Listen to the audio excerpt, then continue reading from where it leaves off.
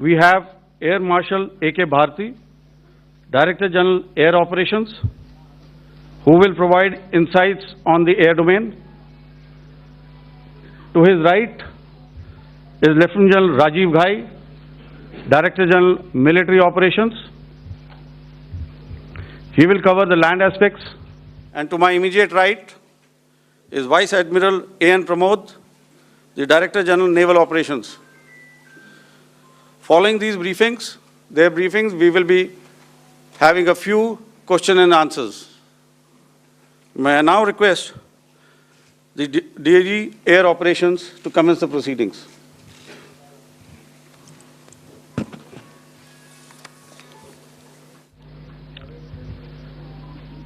Good afternoon, ladies and gentlemen.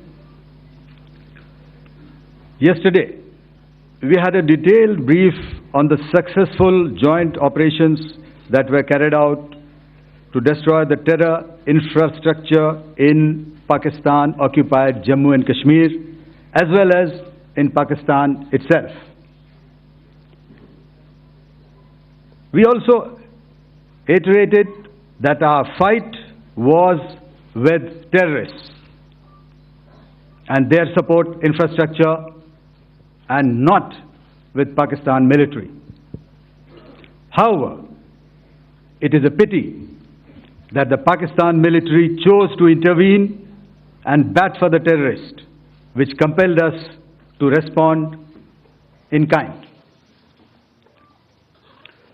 दोस्तों, हमारी लड़ाई आतंकवाद और आतंकवादियों के खिलाफ थी। इसलिए 7 मई को हमने केवल आतंकवादी ठिकानों पर ही हमला किया था। पर अफसोस इस बात का है कि पाकिस्तानी सेना ने आतंकवादियों का साथ देना उचित समझा और इस लड़ाई को अपनी लड़ाई बना ली। इस परिस्थिति में हमारी जवाबी कार्यवाही अत्यंत आवश्यक थी और इसमें उनका जो भी नुकसान हुआ, वे खुद इसके लिए जिम्मेदार हैं। हमारी तरफ से हमारी एयर डिफेंस सिस्टम्स देश के लिए दीवार की तरह खड़ी थी और इसको भेदना दुश्मन के लिए नामुमकिन था। This brings me to the point, how have Indian forces managed to minimize the damage to both civilian and military infra in the country, in spite of the unrelenting efforts by the Pakistani forces? Most of you and the majority populace within the country have had a lot to say about the layered and integrated air defense systems put in place by the Indian Armed Forces, which includes the assets of the Indian Army, the Indian Navy, in addition to the primary air defense assets of the Indian Air Force. As you all are well aware, this robust AD system comprises of a large variety of multi-layered AD sensors and weapon systems, from point defense weapons like the low-level air defense guns, shoulder-fired manpads, and short-range surface-to-air missiles or SAMs, to area defense weapons like the air defense fighters and longer-range surface-to-air missiles within our inventory.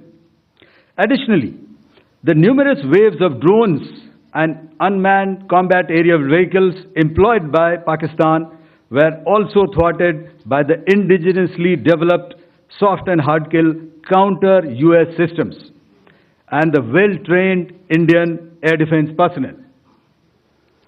All this was brought together as an efficient and effective AD environment by the Integrated Air Command and Control System, or the ISCCS of the Indian Air Force, which accords us the net-centric operational capability which is vital to modern days warfighting. While much has been said and written about the newer systems, I would like to place on record the performance and efficacy demonstrated by even the older battle-proven AD systems like the Pechora the OSA AK and the LLAD guns in countering the Pakistani threat vectors in the current operations. They were all modern generations, but these battle-proven systems stood the test of time and took them on head-on. Another highlight has been the stellar performance of the indigenous air defense weapon system like the Akash system. Here, ladies and gentlemen, I would like to mention that putting together and operationalization of this potent AD environment has been possible over the last decade due to unwavering budgetary and policy support provided by the Government of India in acquiring state-of-the-art equipment and weapon systems. Some of the results achieved in countering the enemy threat vectors over the last week are now being shown on the screen. Shown on the screen is the probable enemy PL-15 missile, which is of Chinese origin. This missile has missed its target, and you can see the pieces now which are available with us. Another weapon system or weapon which was found was the long-range rocket, the pieces of which you can now see on the screen. We have talked about the loiter munitions and the unmanned aerial systems, and here are some of the glimpses of those systems which we have brought down. To your right, with the right undercarriage or the wheel, you can see is the Yeeha system, which is of Chinese origin with Pakistan. You can see some quadcopters, and you can see one odd Sonka drone hanging by the wire. All these have been brought down by our trained crew and air defense systems. As far as our offensive actions are concerned, yesterday I had already shared some details about the targets engaged by the Indian Air Force. The composite picture of the Indian Air Force targeting so far is now shown on the screen. As you can see, we have targeted the length and breadth of the adversary.